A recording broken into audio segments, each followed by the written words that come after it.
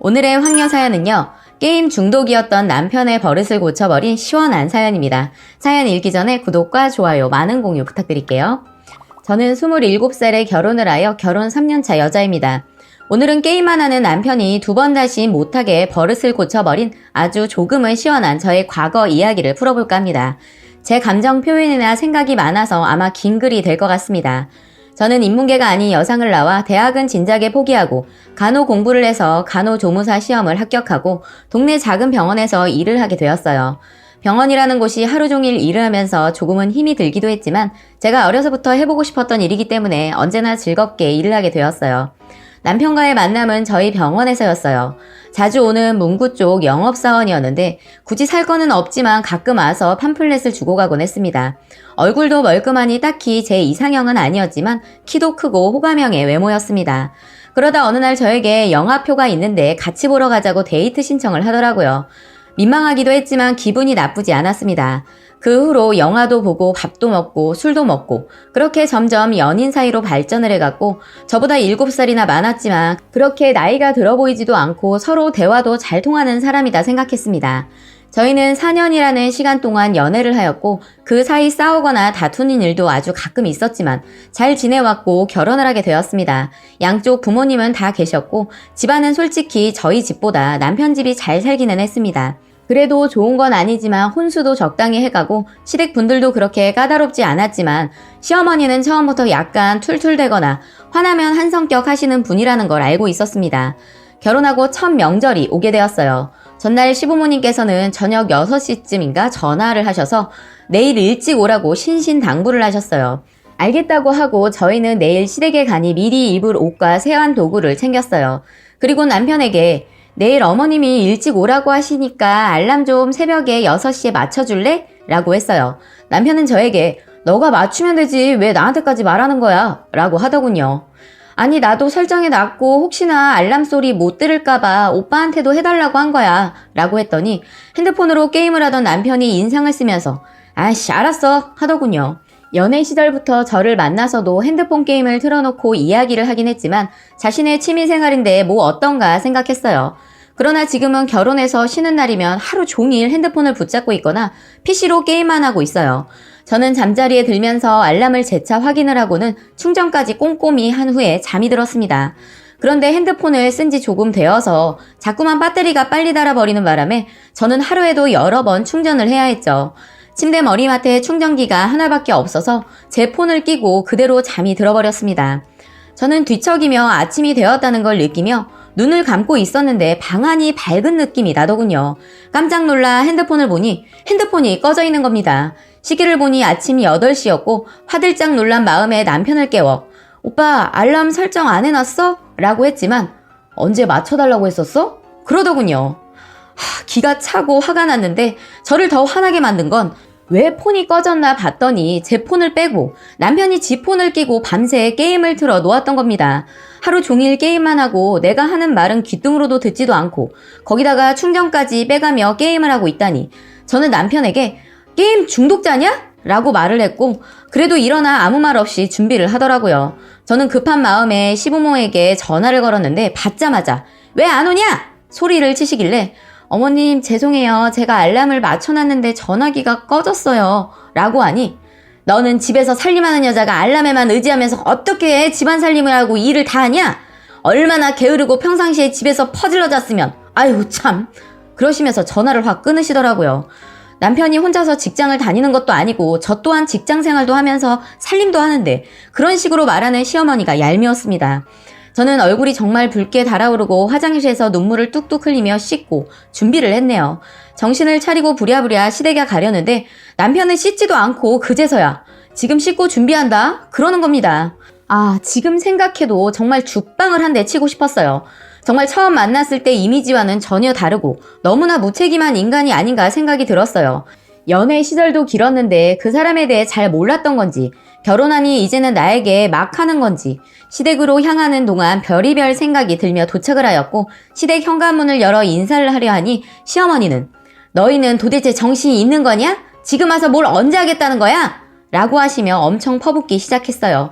시아버지는 그래도 우리 며느리 오느라 힘들었지? 라며 달래주셨지만 시어머니는 당신은 처음 명절에 늦게 오는 며느리가 정상인 것 같소? 라며 되려 아버님한테 퍼붓기 시작하더군요. 아버님은 남편처럼 키도 크시고 덩치도 좋으시지만 처음 뵀을 때부터 조용하신 성격에 말을 많이 안 하시고 차분하신 성격이셨습니다.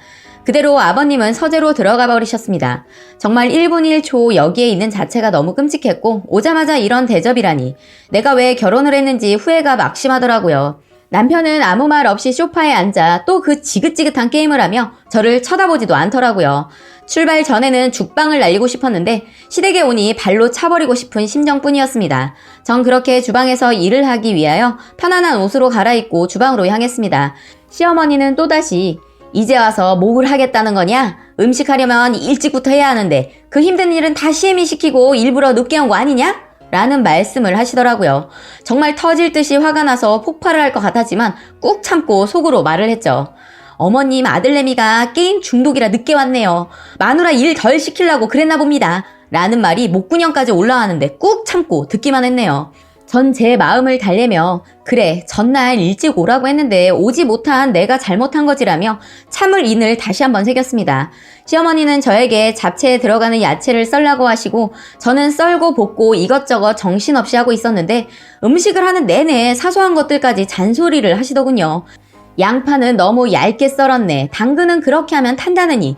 뭐가 그리 못마땅하신지 끊임없이 타박을 하셨네요. 저는 또 어머니를 거들어주면서 점심이 지나서는 거실에서 전을 부친다고 준비하라고 하셔서 준비를 하였습니다. 내일 손님이 오기 전에 미리미리 준비를 해야 되는데 허리가 끊어질 것 같았고 많이 힘들더라고요. 이게 바로 예전부터 내려오던 며느리의 명절의 분위기구나 라는 생각이 들었습니다. 저는 어려서 명절이 되어도 엄마가 하는 것을 잠깐 도와드리기는 했지만 이렇게 힘든 일인지는 몰랐고 전 부치는데 왜 허리가 끊어지게 아픈지 제대로 실감을 했습니다.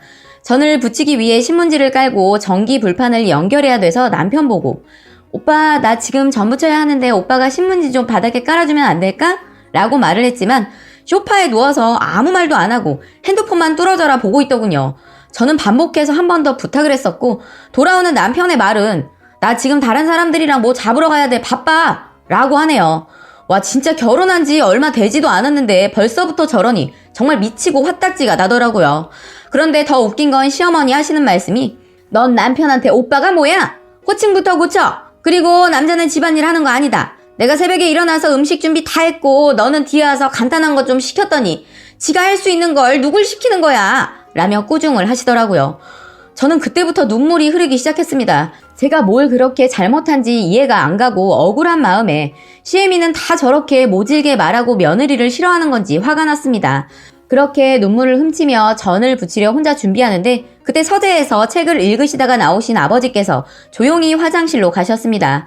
이런 상황에서도 아버님은 정말 아무 말씀도 없으시구나라는 짧은 생각을 하는 순간 화장실에서 나오시는 아버님 손에는 커다란 대야가 들려 있었고 정말 순식간에 그걸 저희 남편이 있는 소파까지 성큼성큼 가시더니 냅다 물을 쏟아 부으셨습니다. 지금 생각해도 너무 통쾌합니다. 거실은 물바다가 되었고 남편 시키는 물폭탄을 맞고 소스라치게 놀라며 소파 아래로 떨어졌고 베란다에 있다 그 소리에 놀라 들어오신 어머니는 눈이 땡그레져서 벙까고 계셨네요. 야 이 쓸모없는 놈아 네 마누라 도와주지는 못할 망정 쳐누워서 그 짓만 하고 있냐? 에라이 못난 놈아. 그리고 어머니를 바라보시며 이 여편애야 지금 시대가 어느 시대인데 시집온 며느리 시집살이를 시키는 거야? 며느리가 둘이야 셋이야? 하나밖에 없는 며느리한테 그러고 싶은 거야? 나이 먹고 구박받고 싶어 환장을 했구만.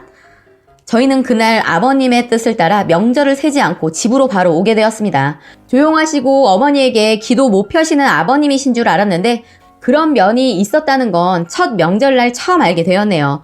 그날 제가 못한 말을 저 대신 대변하듯 시원하게 쏟아내주신 아버님에게 정말 감사했습니다. 그 후로 남편 시키는 원래 하던 온라인 게임인가 무엇인가는 접었고 저도 그 꼴 안 보니 속이 다 후련하네요. 밥 먹을 때도 머리를 폰에 쳐박고 밥을 먹던 남편이었는데 이제는 그 꼴 안 보고 산 지 몇 년 지났네요. 시댁에서의 아버님 파워가 그리 강한 줄은 몰랐고 며느리 편에 서 있을 줄은 더더욱 생각 못했는데 지금까지 저는 참 든든합니다. 그 후로 저는 시부모님에게 살뜰히 잘하고 있고 저희 결혼 첫 명절의 푸닥거리는 순조로이 지나갔네요. 언제나 고마우신 저희 시아버지, 언제나 감사하고 그 마음 잊지 않을 겁니다. 라고 사연 올려주셨습니다. 오늘의 사연 여기까지였고요. 많은 공유와 여러분들의 생각이나 느낀 점이 있다면 댓글로 표현해 보시기 바랍니다.